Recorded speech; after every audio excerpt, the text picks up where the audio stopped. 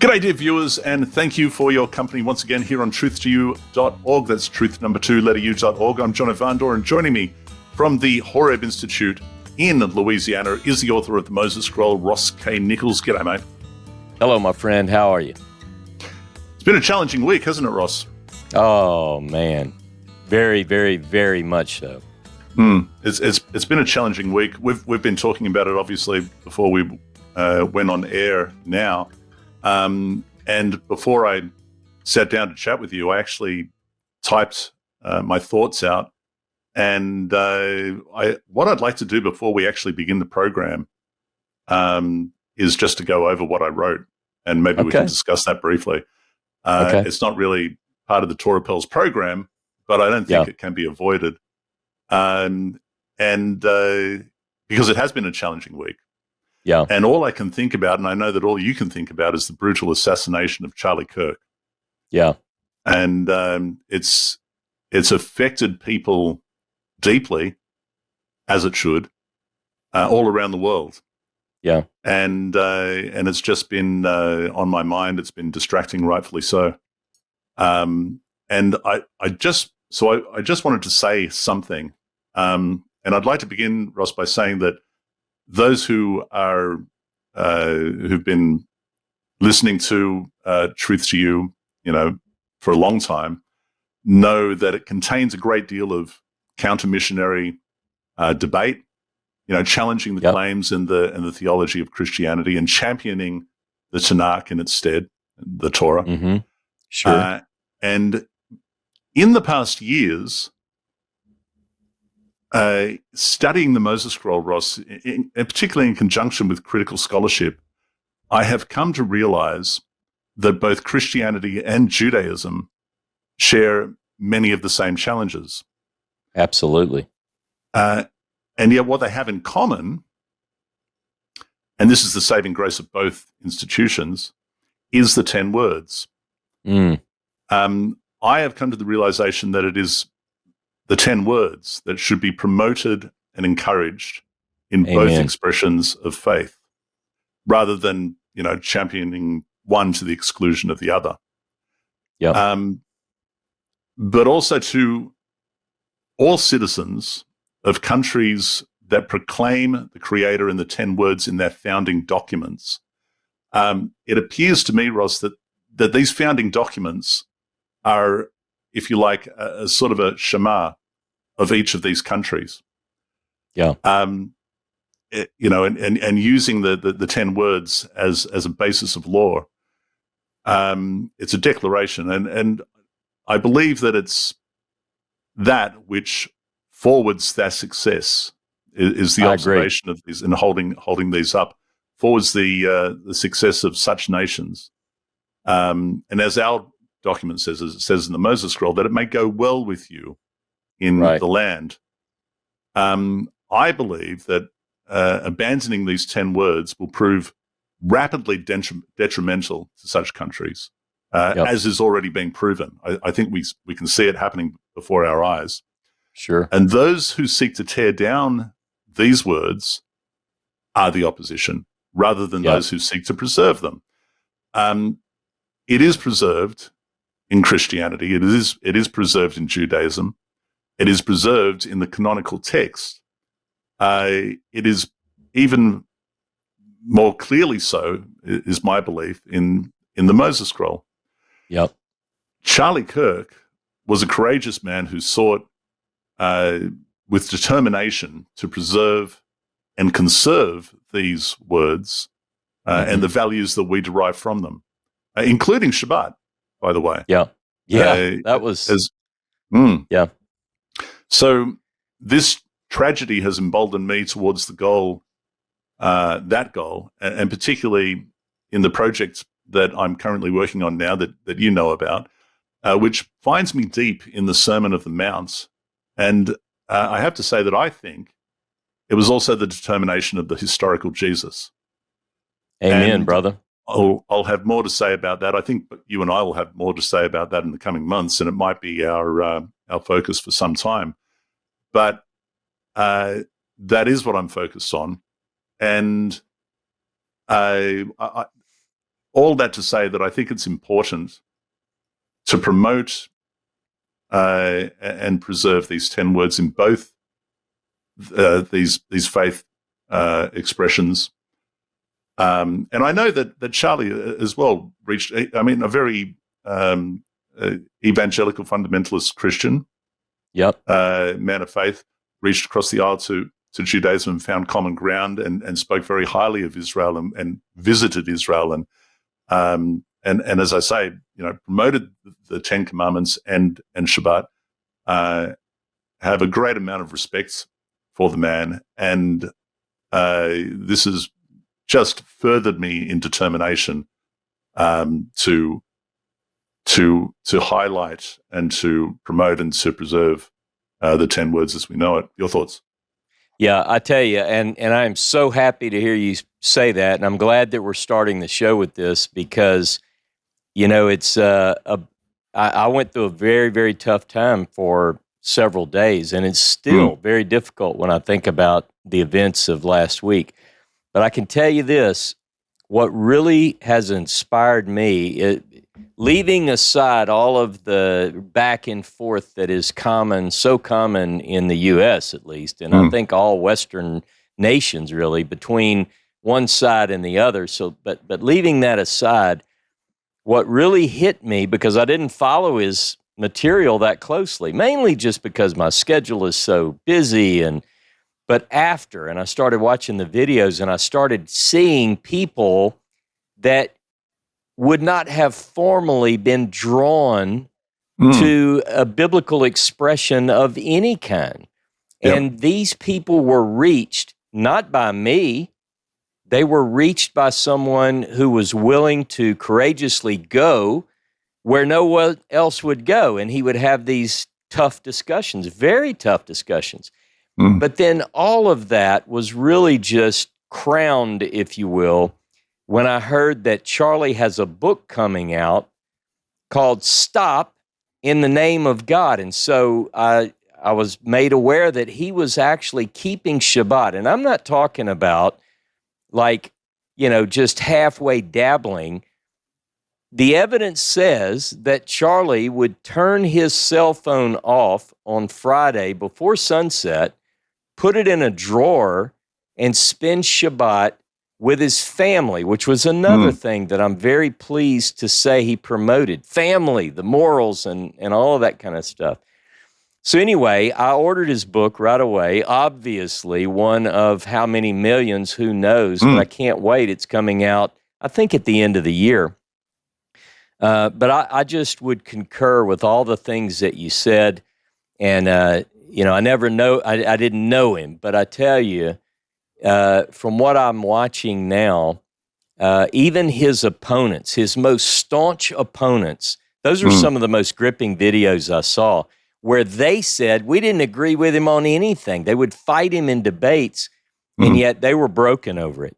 So they had respect. And here's the thing, just like you said, it has inspired me to think more about Shabbat than I had previously. And that's going to be coming out later. I'll let people know what I'm thinking. But I'm talking to really, really sanctify the Sabbath like he did. And so all I can say is I'm with you.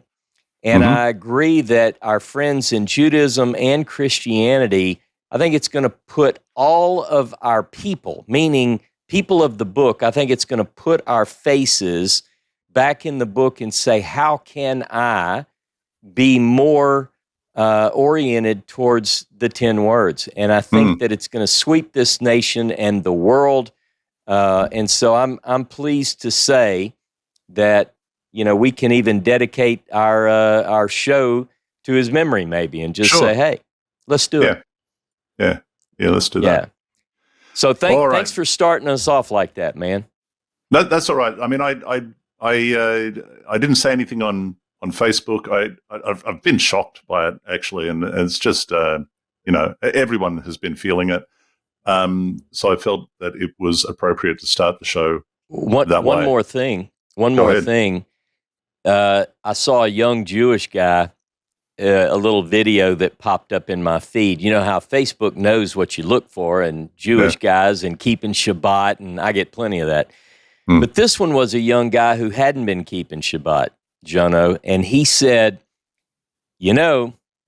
I just heard that Charlie Kirk, I'm paraphrasing, Charlie Kirk has got a book out that he kept Shabbat, like Shomer Shabbat, like didn't work, didn't spend money, put his phone up, and he said, I'm a young guy, I'm single, I'm looking for a wife. But he said, now I'm looking for a wife who will keep Shabbat with me. And I thought, we think that evangelicals were the ones that are being affected the most, but that's not it at all.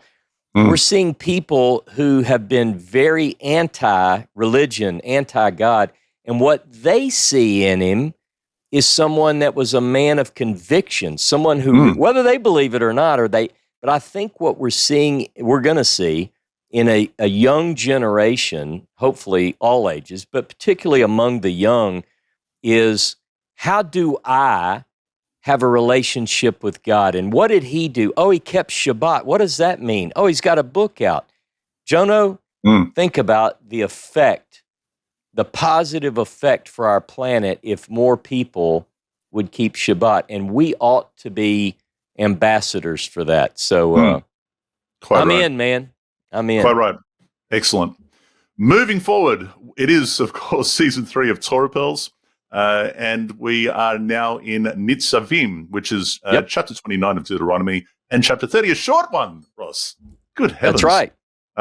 Every time I think it's going to be a short show, it never is. But you never know. This could be it. You never know. If people are using the Torah tablets, page 182, Jono. By the way, let me say, not to interrupt with a commercial, but let me just say, anyone who is following the annual cycle of Torah readings, we've got Genesis, Exodus, Leviticus, Numbers, and Deuteronomy, and we're going to be rolling, the world will be rolling into Genesis shortly, so people ought to order Genesis too. Quite right. All right, I'm ready. Quite right. So, Ezra, where's Ezra? Wake up, Ezra. Ezra, give us an overview of Nitzavim. Shabbat Shalom, listeners. Nitzavim stands at a pivotal moment in Deuteronomy's rhetorical arc. From an academic lens, this parsha reflects a late redactional layer, likely post-exilic, emphasizing collective covenantal responsibility. All Israel, leaders, strangers, even woodcutters and water drawers stand together, reinforcing the Deuteronomist's democratic theological vision. The text reflects anxiety about apostasy, exile, and restoration, aligning with the Deuteronomistic history's themes of covenant failure and eventual return. It's not just theology, it's political theology, calling for national loyalty to Jehovah as the foundation for survival and restoration. Nitzavim stands. By the way, that's a clever play on the word. Ye are standing. So this is Nitzavim stands. And notice the idea of national loyalty. By the way, I see that nice Australian flag, the good people of Australia behind you. How about that? I like that. Yeah, that's right. I like that. I just felt that was appropriate as well. Put the flag up. There's a lot of patriotism around the world at the moment, and I thought I'm up for that. Yep. Late redactional layer, likely post-exilic. That's interesting. There's a lot in this, Ross, that screams of Jeremiah too. We're going to be highlighting that as we go ahead. But the way that it kicks off, to your point, you stand this day, this is verse 9, all of you, before the Lord your God, your tribal heads, your elders, and your officials, all the men of Israel, your children, your wives, even the stranger within your camp, from the wood chopper to the water drawer, to enter into the covenant of the Lord your God, which the Lord your God is concluding with you this day with its sanctions. So this is interesting. I don't know that have we seen this kind of inclusivity before? I'm not so sure that we have. I don't think we've seen it yet. We'll see it again in 31, but I think this is really, there's a little bit of covenant, say, in Exodus 24 and so forth, but not like this. I think you're right. And by the way, it's this call to bring everybody together, which sort of goes back to what you started the show with. So I like that. It is, and yet it's there's a fine line somewhere here, and maybe we don't have time to go into detail. It's probably a program in and of itself, but it takes me back to Deuteronomy chapter 10, verse 15, which is derived from the Moses scroll, and it says, "Yet it was to your fathers that the Lord was drawn in his love for them, so that he chose you, their lineal descendants, from among all the peoples, as is now the case." And yet here we have this inclusivity. I found that interesting, and I did a little bit of digging, and I found a note from Driver. I like Driver. And he says in his commentary, he said, the mention of the stranger is an indication that the writer lived in an age when the foreigners settled in Israel and had acquired religiously as well as socially a recognized position. I guess that goes towards what Ezra was saying, that this is may represent a post-exilic time. Let me jump in if I can, because you just said something that I think perfectly aligns. I opened my beautiful green Bible. I told you about my new green Bible, machine. didn't I? Oh, I love the green machine. Yeah, tell us Isn't about that it. nice? Look, so this was on my shelf. I was looking for an ASV. I wanted one with gilded edges, and and I sent it was an old one that my father-in-law had given me 30 years ago, probably. But I never opened it because I thought, it's some kind of Christian Bible, and it's not an academic. I didn't know what it was. I judged a book by its cover. Long story short, I sent it off. And now you've changed its cover. Go ahead. I had it redone, and I've spent my days the last week and a half going through and carefully marking this Bible.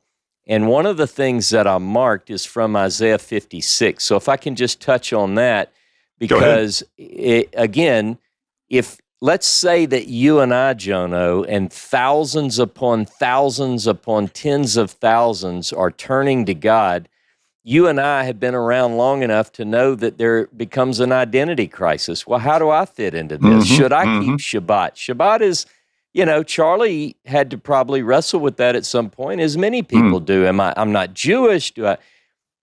Isaiah 56 does cover this, and I'm not going to go into it just because I don't want to dig too deeply, but at least one interpretation of Isaiah 56, verse 2, "Blessed is the man that doeth this, and the Son of Man that holdeth it fast, that keepeth the Sabbath from profaning it, and keepeth his hand from doing any evil." And it goes on to talk about foreigners and so forth. But just at least one interpretation. Go ahead. Were you going to read the next verse? No, I was just going to say verse 6, to your point, and just furthering that. As for foreigners who attach themselves to the Lord, to minister to him and to love the name of the Lord, to be his servants, all who keep the Sabbath and do not profane it and hold fast to my covenant. I love it. Go ahead. Yeah.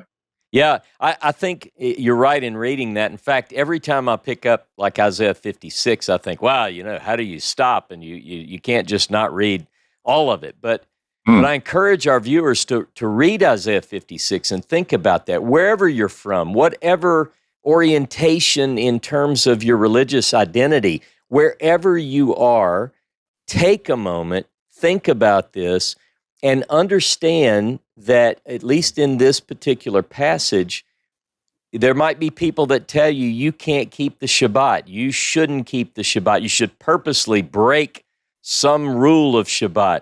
That's not what Isaiah 56 says, and it's not what I'm going to tell you, and I certainly don't think Jono would tell you that. So keep Shabbat. Yeah. I think it's powerful. I think it has the power to change the world.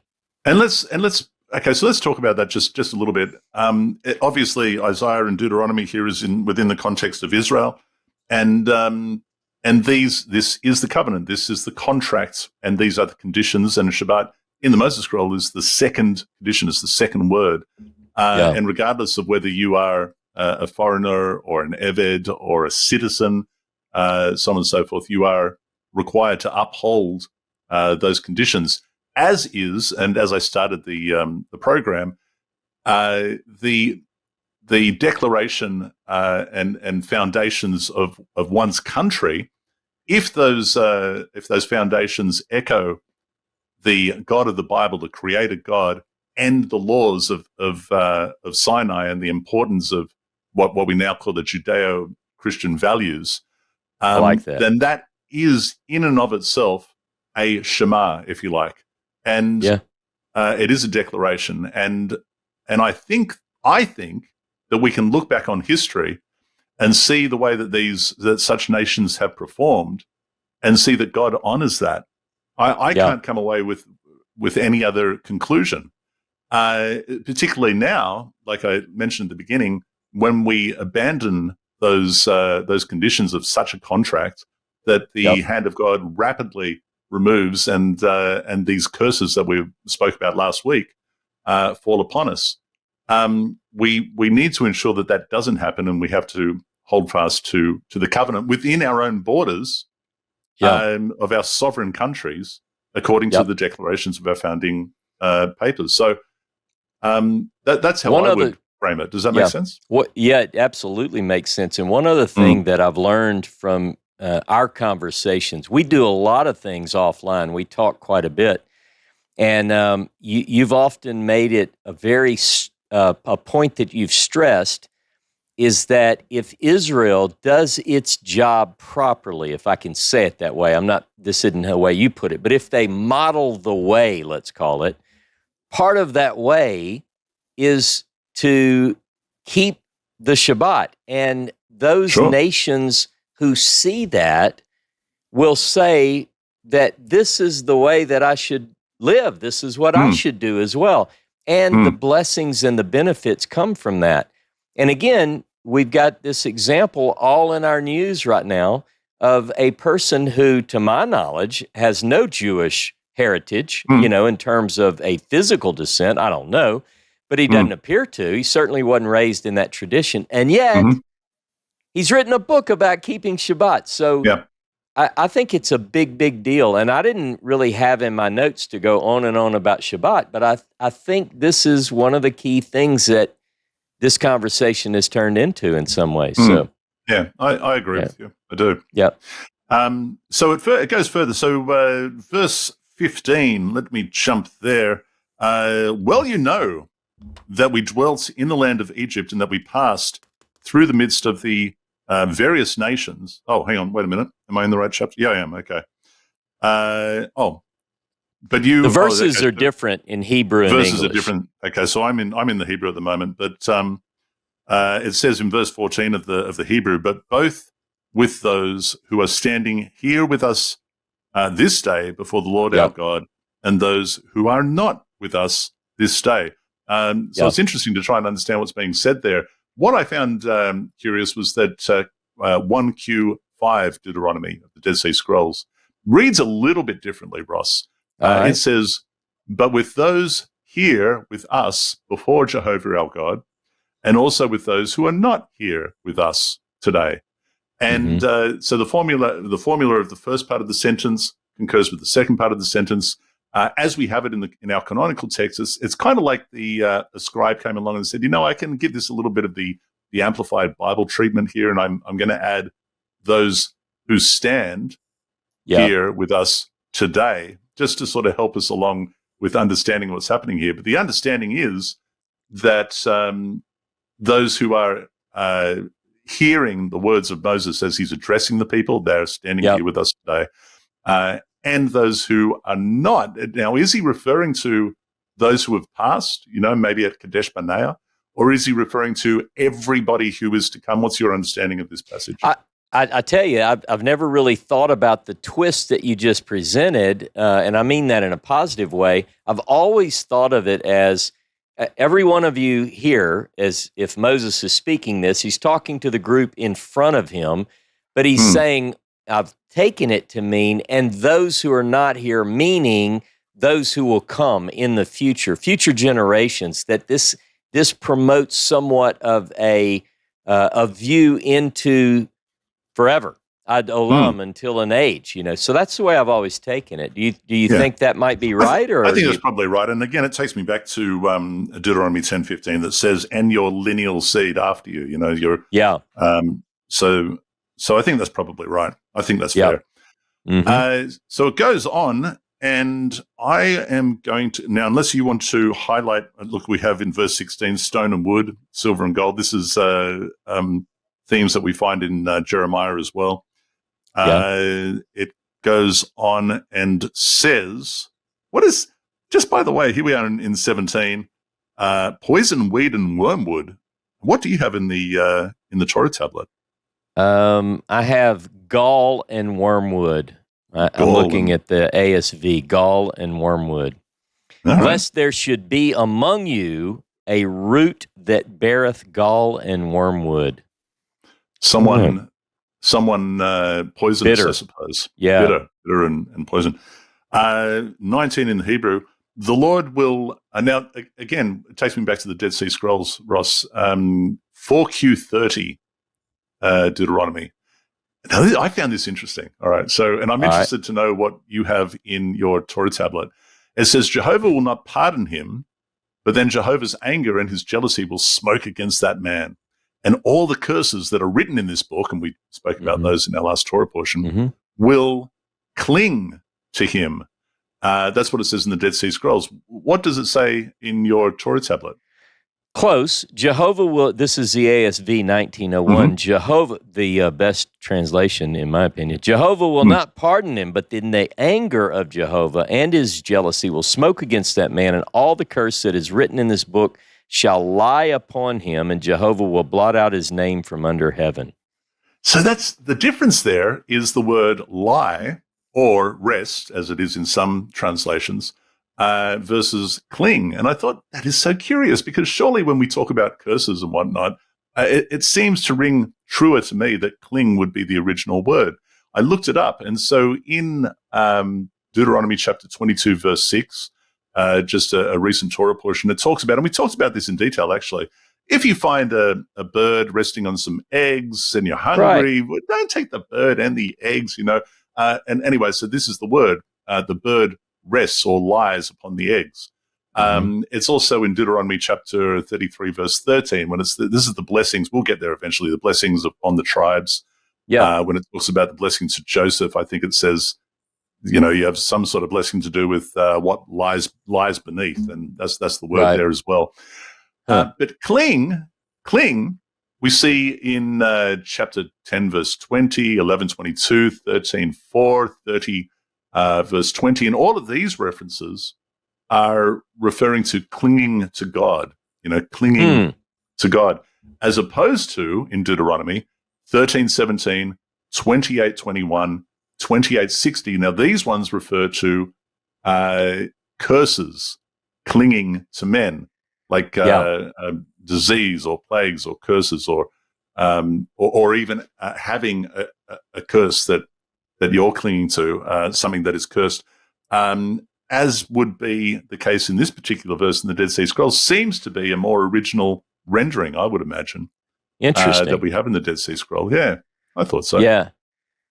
Yeah, I tell you, and it's interesting too that and we won't go back because we did so much on curses and blessings and so forth, but the idea that both, at least in the canonical text, tend to behave the same way.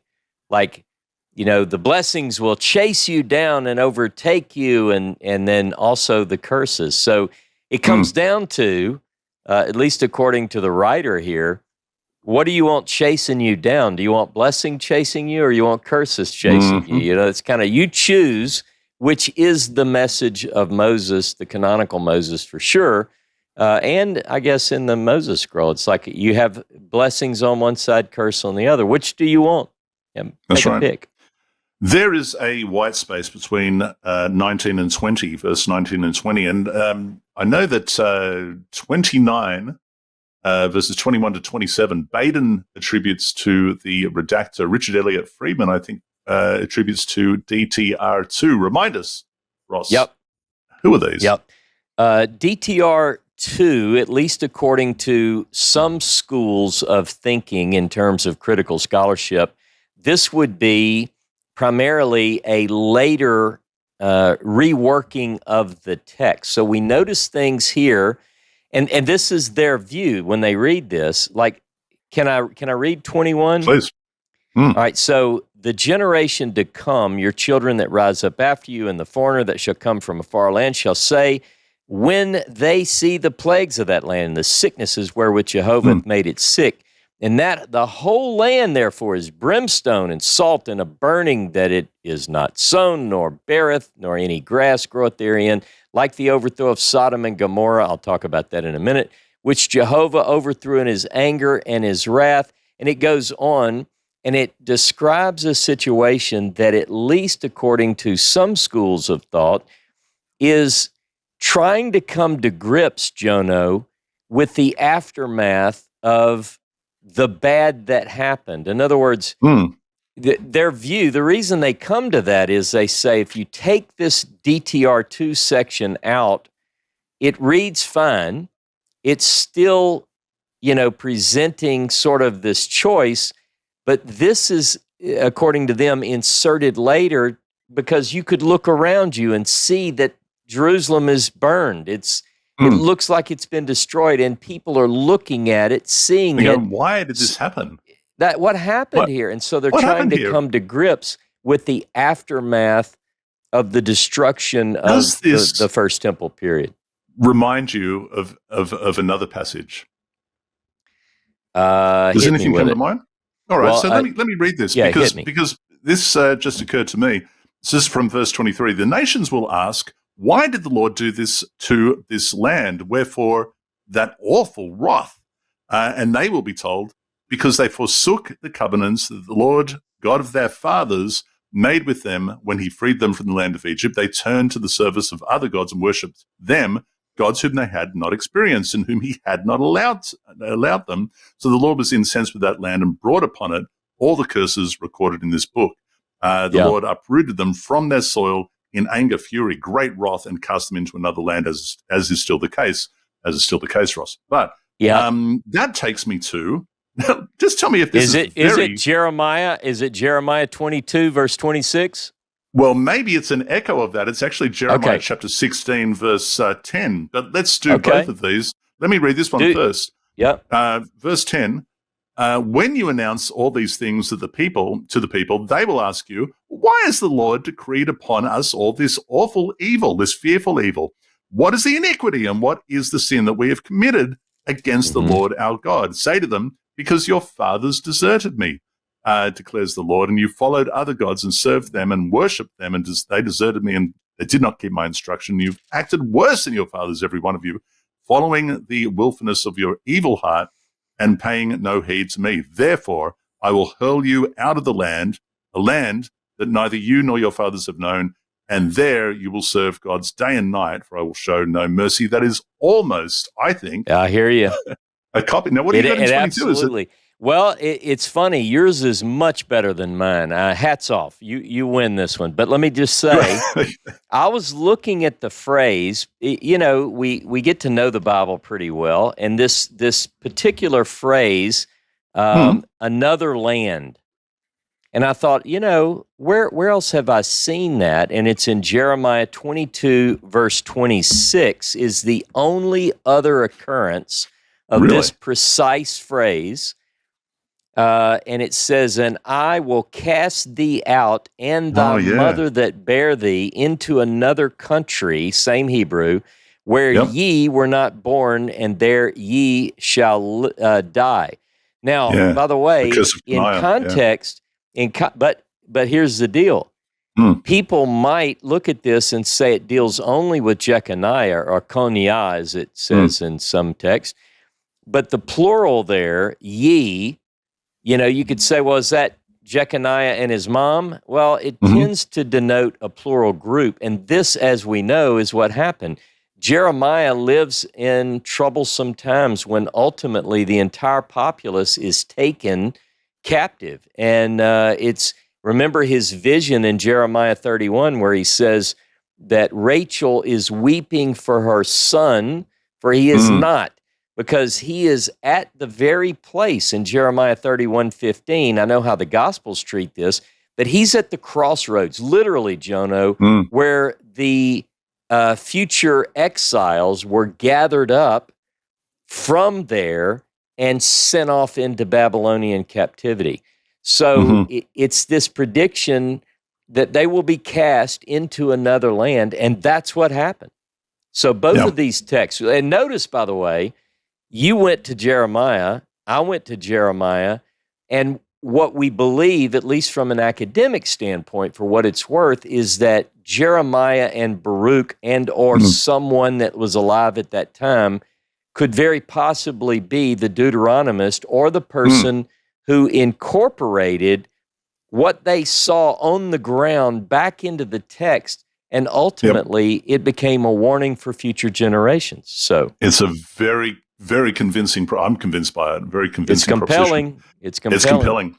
So just going back to verse 26, Ross, the Lord was incensed at the land and brought upon it all the curses recorded in this book. In this book, what does it mean? In this book, I tell you, it's there are a couple of things that occur time and again in this Torah portion, and that's one of them. And I did look it up, and there are a couple of things that I saw in this book and in the words of this law. We see these over and over in this particular Torah portion. And the note that I have, within Deuteronomy, this Torah, which is another phrase we're going to see here in just a moment, most often points internally to the Deuteronomic corpus itself. This book and this Torah, we see those over and over. So I think that's one of the most repetitive phrases. In fact, it's very Deuteronomic. We see it over and over. That's right. 27, as I ended with just before, as is still the case, it's always a clue, isn't it, that this is anachronistic. One other thing. Go ahead. One other thing before we go further, there is this idea that we see. Where is it? I read it a moment ago about Sodom. Let me go back to verse 22 in the Hebrew, and this overthrow of Sodom and Gomorrah. And I just wrote it down. Obviously, the story first is recorded in Genesis 19, but we see it here. We see it in Deuteronomy 32. We see it in Isaiah 13:19. We see it in Jeremiah 2 places, once in 49, once in 50.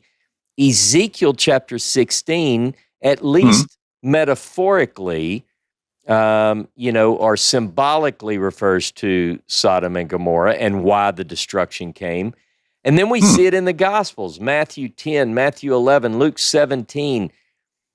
This image was at least one that the biblical writers could use to make you think. And look, you and I have spent a lot of time in that region, around the Dead Sea and around, and I tell you, I just wanted to mention this. One of the best memories of all the trips, and I don't know what you think about it, but we got with Aladdin, we took the Tanakh tour, and Toby was with us. And remember, we went up to the place, the Lot's Cave. And just being in that region, it was really kind of cool. And of course, there are archaeological excavations where people have gone to try to identify Sodom and Gomorrah. But I say all that to say, whether someone attributes this to a literal destruction with brimstone and fire and so forth, it is an image that the biblical writers employ, and it's as if you could say, you don't believe that this is a desolate place that God destroyed with, go look, it smells of sulfur, there's nothing there. And then one other memory hit me while I'm talking about Sodom and Gomorrah is when we always drive that road, and there's a hotel called the Hotel Sodom, the Sodom Hotel. And we often joke about, should we go there and spend the night just to say we did it? And we've never done it. So you can choose another mate. Maybe we could take our tour group to the Sodom Hotel. Oh, my goodness. But you know what? We drove down around that, and this is why I suggest that the quote unquote Sea of Reeds, the Yam Suf that the Moses Scroll is referring to, is that southern tip of the Dead Sea, because it is thoroughly thick with reeds, and it fits within the itinerary. It's a fascinating place to be, and it's remarkably green. I mean, that is where the Wadi Zered comes down from the Jordanian side, and absolutely greens up that whole area, and it's got a lot of crops. So it is a beautiful area, and so Lot thought as well. So, all right. So listen, there is this verse. This is a famous verse, verse 28, the last verse of chapter 29. Concealed acts concern the Lord our God, but overt acts. I don't like the way it's. Nah, what do you got in the Torah tablet there? Let me tell you what the ASV. Secret things. Come on. This is the Word of God, Jono. This is the American Standard Version.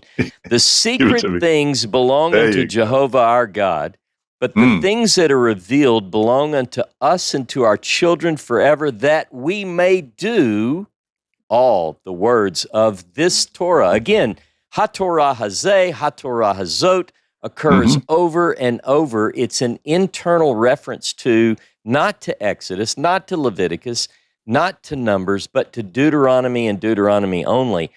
And so this particular passage says that there are some things we'll never know. Now, let me say one thing, and I want to bring Ezra in. That over the years, I've really enjoyed the Masoretic text, and down to the jot and tittle level. And one of the things that's really striking about this particular passage is in this verse, in the Hebrew, the Masoretic text, where it says, unto us, there is a section that has points over the letters. And so it's like a secret. All right. So what I wanted to do was just ask Ezra to tell us a little bit about those rabbinic ideas about what does this mean? I mean, is that okay? Can we ask Ezra? Yeah, let's do that. The traditional Masoretic explanation for the superlinear dots, like those over unto us and to our children in Deuteronomy 29:29, is that they signal textual uncertainty or a scribal hesitation about whether the words should be included. In rabbinic tradition, these dots invite interpretive caution or even suggest a hidden meaning, prompting debate over whether these words are part of the original text or intentionally ambiguous. Interesting. Now, that's sort of a concise answer, but there are several books in my library that I've pulled out, and the debate goes back and forth. What is this? But I find it interesting that at this juncture, that we find this particular passage with the dots. So I don't have an answer necessarily. Ezra obviously didn't quite nail it either. However, it is interesting. What do these dots mean? And one of the people who writes about this, I have a book by Christian David Ginsburg, which we know from the Moses Shapiro story. He was a great Masoretic scholar, and he wrote a book called Introduction to the Masoretico-critical edition of the Hebrew Bible. And he gets into all of these sorts of things where, just different, I guess, interesting points and observations from the Masoretic text. So what's it for? I don't know. But at least, I tell you what, it's always been one of my favorite verses, because I've always looked at it like, there's some things that you'll know and there's some things that you may never know. But what you do know, it has to do with this Deuteronomic view that these are the things that we pass on to our children. And so anyway, interesting. So the superlinear dots might be one of those secret things, Ross. So could be. There. It could be. We know that there's something similar in the Hebrew where Esau kisses Jacob when they meet up again in Genesis. Dots over there, and no one is exactly sure why they're there either. But there are some speculations. I didn't know that was there. I'm glad you highlighted that. Yeah. Chapter 30, Ross. Again, this is my favorite. This is your favorite? I'm sorry. Of all years ago, at a conference, I was asked to present what are your favorite chapters of the Bible. And Deuteronomy chapter 30 has always been special to me for the reasons that we'll discuss. So I just wanted to put it out there that in the Masoretic Bible, in the traditional Bible, Deuteronomy 30 is one of my favorites. When all these things befall you. Now, by the way, again, at this point, Baden says, this is the redactor. Richard Elliott Friedman says this is DTR2. So they understand, both of them at least understand that there's a shift in source right here once again. When all these things befall you, the blessing and the curse that I've set before you, you shall take them to heart amidst the various nations to which the Lord your God has banished you. And you return to the Lord your God, and you and your children heed his command with all of your heart and soul, just as I enjoin upon you this day. There's a lot of heart and soul in what we're about to read, Ross. Yeah, brother. Mm-hmm. Then the Lord your God will restore your fortunes and take you back in love. That's an interesting thing too, if you look at the Hebrew. Restore your fortunes, shuv, and the way that it's used there. But he will bring you together again from all the peoples where the Lord your God has scattered you. Even if your outcasts are at the ends of the world, like Australia, even if you're Hungarian heritage, the Jew, and you end up in Australia or Louisiana or Texas or wherever. From there, the Lord your God will gather you. From there, he will fetch you, and the Lord your God will bring you to the land that your fathers possessed, and you shall possess it. And he will make you more prosperous and more numerous than your fathers. This is what I say to particularly my Christian friends.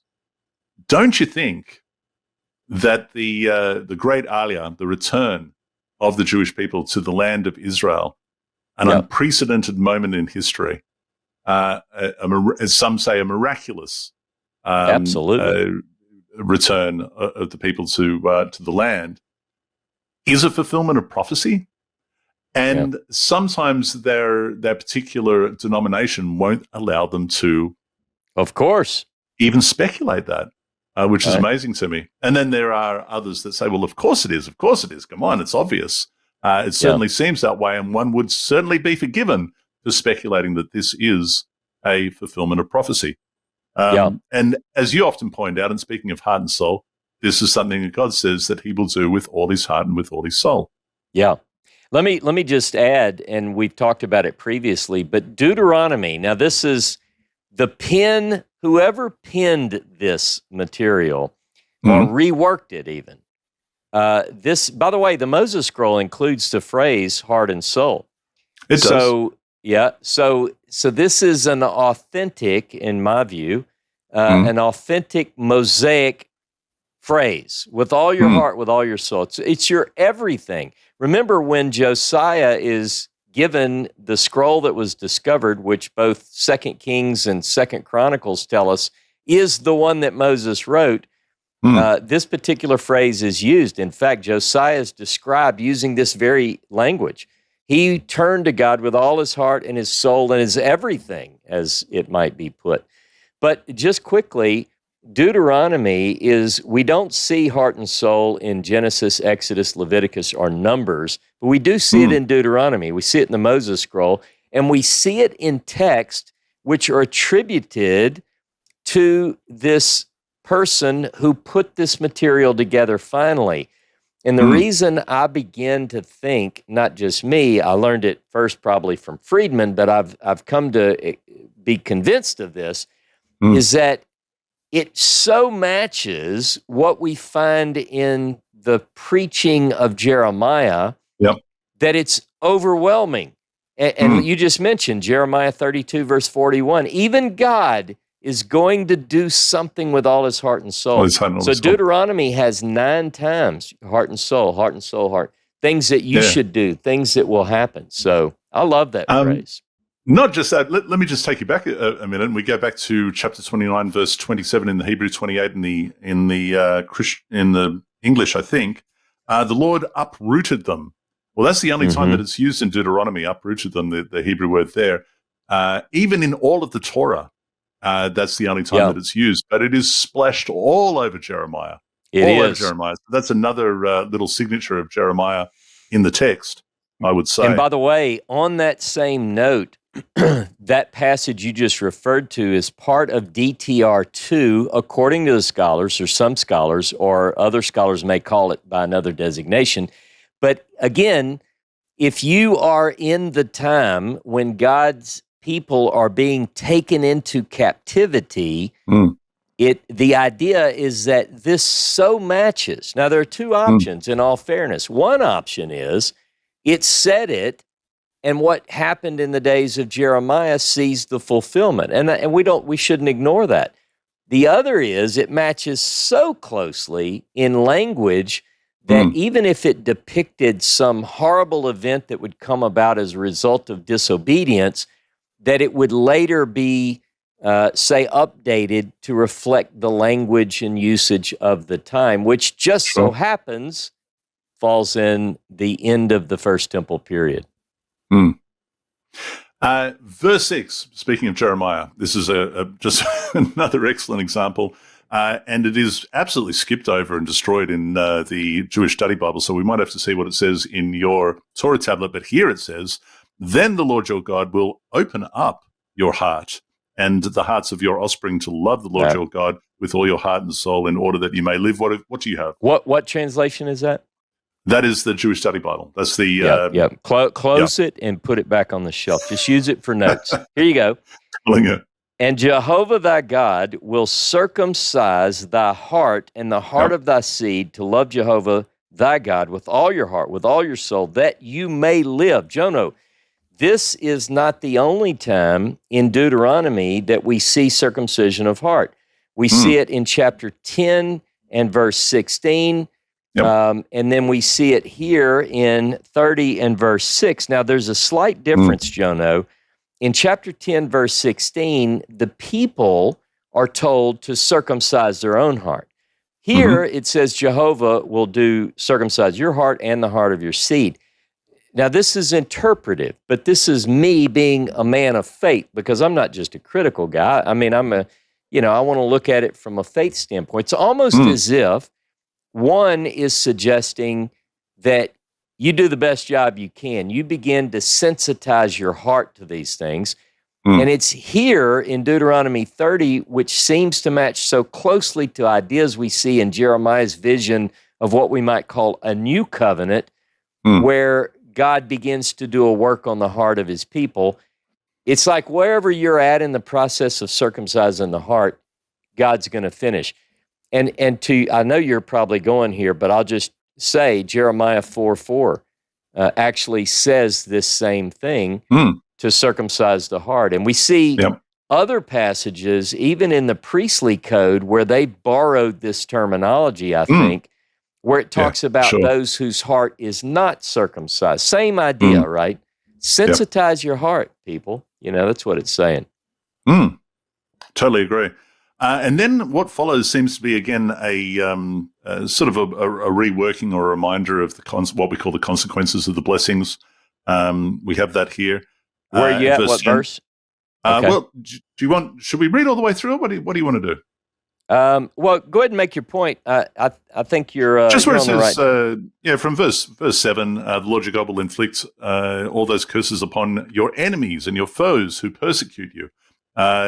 You, however, will heed the Lord and obey him and his commandments that I enjoin upon you this day, and the Lord will grant you abounding prosperity in all your undertakings, the issue of your womb, the offspring of your cattle, the produce of, and again, like I say, this is what we refer to as the consequences of the blessings after the Ibal Gerizim ceremony. So since you will be heeding the Lord your God and keeping his commandments and his laws that are recorded in this book of the teaching. Here we go, this book of the teaching, By the way, one more point.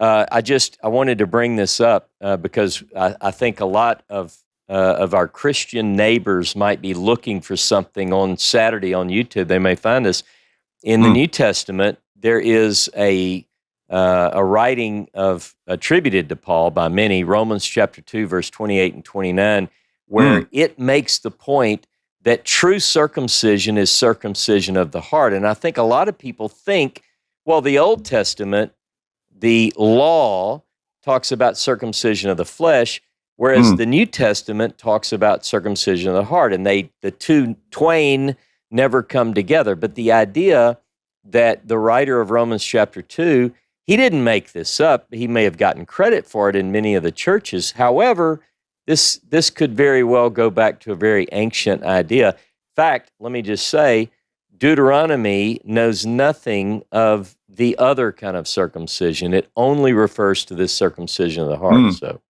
anyway, right. I had it in my notes. I didn't want to skip it. And those references aren't in the Moses Scroll. It's a latter understanding. Yeah, that's right. So I find it fascinating. It really is very interesting. And it's Jeremiah. It's Jeremiah. It's later, but it's Jeremiah. Yeah, is my point. But speaking of Paul, Ross, a little bit more of that. There's going to be another cross-reference here from verse 11. Surely this instruction, which I join upon you this day, is not too baffling for you, Ross, nor is it beyond reach. It is not up in the heavens that you should say, who among us can go up to the heavens and get it for us and impart it to us that we may observe it? Neither is it beyond the sea that you should say, who among us can cross to the other side of the sea and get it for us and impart it to us that we may observe it? No, the thing is very close to you, in your mouth and in your heart, to observe it. Where is that cross-reference?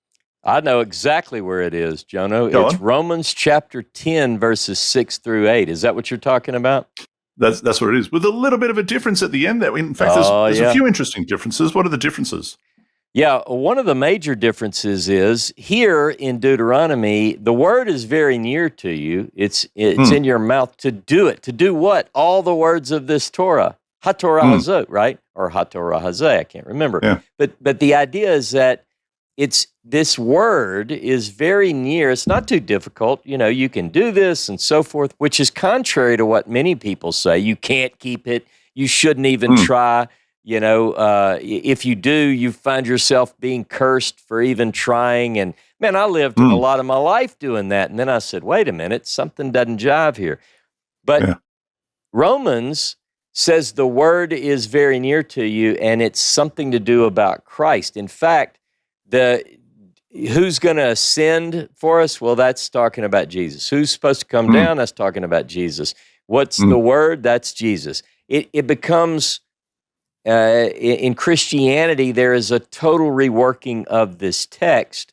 And by the way, so if I look at this and what Christianity did to it, I could say, look, that interpretation is clearly not tied to this text and the meaning thereof. But guess what else I found? And I want to let you comment on that. The rabbis come up with a twist on this text, which is just as far off. Have you ever heard, Ezra, listen up, because I'm talking to you too. Have you ever heard, Jono, of the oven of Achnai? Oh, that rings a bell. Remind me. Does it ring a bell? Ezra. Oh, very distant, yeah. Ezra, tell our friends about the oven of Achnai and how it's tied to this passage. Tell us, my friend. In Baba Metzia 59b, the story of the oven of Achnai is a classic clash between divine voice and human interpretation. Rabbi Eliezer argues a legal point, backed by miraculous signs and even a bat kol, a heavenly voice affirming he is correct. But the rabbis reject the miracles, declaring, "It is not in heaven," echoing our Torah portion in Deuteronomy 30, where the law is said to be near, in the mouth and heart. The punchline? Jehovah gave the Torah to humanity, and now it's up to the community of interpreters. Even a voice from heaven doesn't override rabbinic consensus. It's a radical affirmation of human agency in shaping Torah. Human agency in shaping Torah. Ross, there's something missing from something that Ezra has not mentioned. This is coming back to me just vaguely. It is not in heaven. Come on, tell us the story, because that's it's really a fascinating story. And by the way, our viewers should know that even if you're an amateur or someone who's not familiar with the Talmudic literature, which I would count myself, I'm certainly not a scholar with a lot of knowledge in there. But you can go to Sepharia, Sefaria, And that is a fantastic tool. And you could just type in oven of Achnai. So anyway, in short, he kind of gave us a summary. There's this debate. Rabbi Eliezer is making a point. They're discussing this particular oven of Achnai and whether it's clean or unclean. And so Rabbi Eliezer brings these miracles. If I'm right, please forgive my paraphrasing of the story and my memory, but if I'm right, let this tree be uprooted and it moves, and there's several miracles, and ultimately a voice from heaven, supposedly God, says, clarifies. Rabbi Eliezer is right.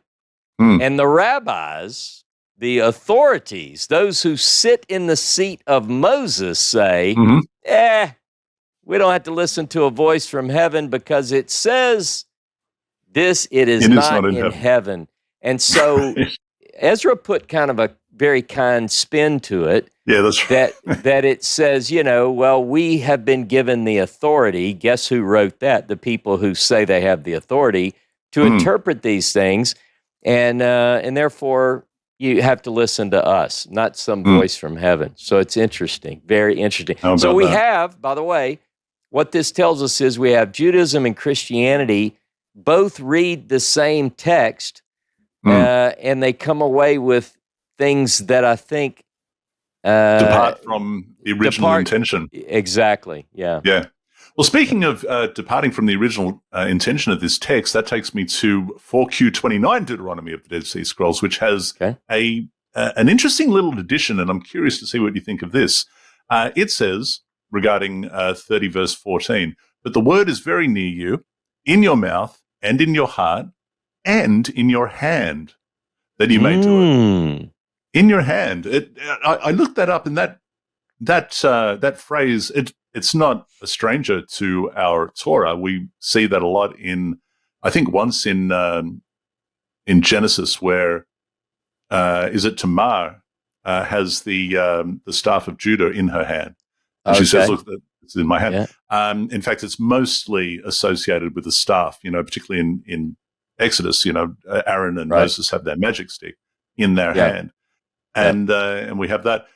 But it makes me wonder about the Shema. I mean, maybe this might be, again, reminiscent of the Shema, because it talks about that which is speak of it, when you walk along the way, and when you and so on and so forth, as if you're committing bind them, and on your hand, and so on and so forth. I wonder about that. I don't know, but it is a curious addition that is found in the Dead Sea Scrolls, in your hand. Yeah, I like it. I like it. And by the way, again, we're hitting some big topics. Deuteronomy 30 contains quite a bit here. One more point, just as an overall. For years and years, I've always loved Deuteronomy and Jeremiah. And I think, over time, it hit me one day that the reason I love these two is because they are so much alike. So if you like Deuteronomy, you're going to love Jeremiah. And if you love Jeremiah, you're going to love Deuteronomy. And they go together. Mostly. We do have differences. But one thing about, even though Deuteronomy 30 is one of my favorite passages, we don't find this material in the Moses scroll. We do find it in Jeremiah. But remember, Jeremiah has a task. And after he's torn down and done, that part of his job, he's got to build up, and he's got to set forward what will ultimately become the basis, I think, for biblical faith, whether a person ascribes to Judaism or Christianity in some ways. They kind of converge on this idea. Deuteronomy 30 looks forward and says, when all these things happen to you, the blessing and the curse, this is predicting ultimately a time when the Torah is placed on the heart, I think. We have the circumcision of heart. We have all these ideas. So speaking of the Moses scroll, though, I think we get sort of a little bit of that in verse 16. What we have, well, let me start from 15, actually. See, I set before you this day life and prosperity, death and adversary. We have something similar, I think, in the Moses scroll there.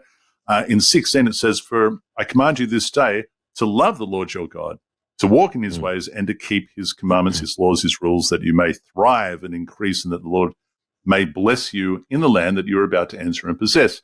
Well, the interesting thing about that is that the blessing, the corresponding blessing of the first commandment reads like this: "Blessed is the man who loves Elohim, is God, and worships him alone and serves him alone." Now, the reason why that is interesting is because people say, well, how can you command someone to love someone? I mean, how can love be commanded? Which brings me to the note. I really like the way that this is put in the study notes of the Jewish Study Bible. So it says, Ross, love, verse 16, walk in his ways. In technical language of Near Eastern treaties, love means to act loyally and in honor, and to honor the commitments of the treaty. And I think that is the most accurate I've ever read it. I really do like that. That is the definition that is intended within the Moses Scroll, within the context of the 10 words, to act loyally and to honor the commitments of the treaty. Your thoughts? Yeah, I have a note here just jotted down today as I went over the Torah portion once again. Deuteronomy's totalizing of love/loyalty formula shapes later theology and prophetic ethics, if I can call it that. But we get this idea, and it's only in Deuteronomy. You know, we just don't see this loyal love idea in the rest of the Pentateuch. It's really here in Deuteronomy and or the Moses Scroll. And so I think it's, what's love got to do with this? Well, it's quite a bit. In fact, if you go back to the Moses Scroll, you have the blessings attached to the 10 words, and you start with love God, you end with love your neighbor, sort of bookends on the whole thing, on the covenant. So this could be, in some ways, and man, I tell you, I know you're working on some good stuff about this, but love really is the basis for the covenant in that sense. Yeah, I'd agree with that. Verse 19, if I can jump there. Sure. I call heaven and earth to witness against you this day. And once again, I put before you life and death, blessing and curse. Choose life if you and your offspring would live. I call heaven and earth. Again, that is reminiscent, is it not, of Jeremiah? Does that take us back to Jeremiah chapter 31? Or is it 30? I don't know. You want to go to it? I'm going to go to it. Yeah, let me see. Because, go ahead. No, go ahead. Well, I think, now I'm just trying to see the verse that I am looking for, which just popped into my head as I was reading that. Give it to me again. What you're jumping off of? The theme of heavens and earth, heaven and earth as witnesses. Yeah, here we go. This is the one that I'm thinking of. Thus says the Lord. This is verse 35 of chapter 31 of Jeremiah. Thus says the Lord, who established the sun for light by day, the laws of moon and stars for light by night, who stirs up the sea and the roaring waves, whose name is the Lord of hosts. If these laws should ever be annulled by me, declares the Lord, then, only then, would the offspring of Israel cease to be a nation before me for all time. Yeah. And it goes on to say, thus says the Lord, the heavens above could be measured and the foundations of the earth below could be fathomed, then I would reject the offspring of Israel for all that they have done, declares the Lord. Yeah, it also reminds me of, is it Matthew chapter 5, verse 19? Oh, man, here we go. Look, I'm just now getting back into these texts. But yeah, Matthew chapter 5 does mention heaven and earth. Let's see. I mean, this is exercise here. Matthew 5. Yeah. Do you have it pulled up yet? Pops into my head.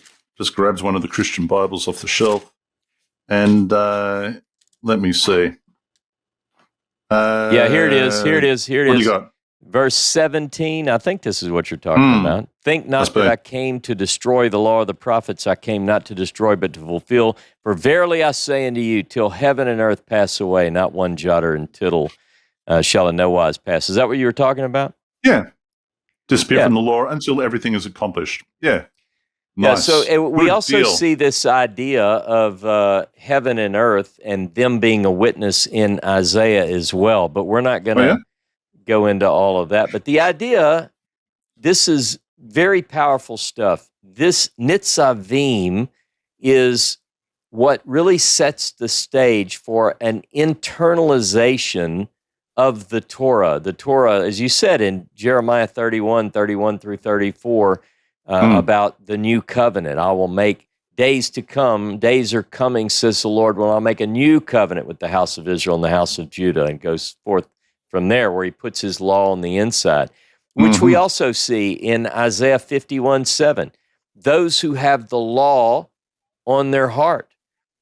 We see it in other places. In Psalm 40, it talks about this. So there are several texts that you might say that that's the goal all along, is to get this Torah on the inside, and not to where it's just a repetitive going through the motions. It's got to be part of the heart. And I think that's a good way to sort of sum up the Torah portion, really. I think so. In fact, we are at our final verse, and that is verse 20 that says of chapter 30, by loving the Lord your God, heeding his commandments, holding fast to him, for thereby you shall have life and shall long endure upon the soil that the Lord swore to your ancestors, Abraham, Isaac, Jacob, to give to them. And that's it. Choose life. Choose life. Choose I love life. that. I love that. And I tell you, with the events of this past week and so forth, it's really caused me to take another look. And I think some of the things that we covered today, I would encourage other people to weigh these heavily and think very much about what we have in front of us, and to be witnesses, about this way, particularly when we talk about Shabbat. Yeah, absolutely.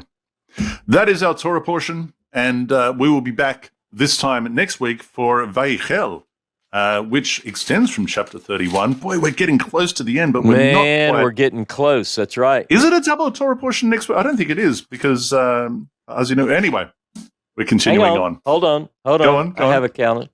Go on, have a look at the calendar. It's Vayelech, and it is Deuteronomy 31, verse 1 through verse 30. That's it. That's one chapter. Now we might do a double. I don't know, but we'll see.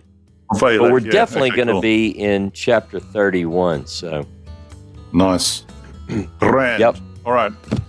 Thank you, dear viewers. Have a great week, and I hope it's more positive than the last one. I'm sure it will be. Absolutely.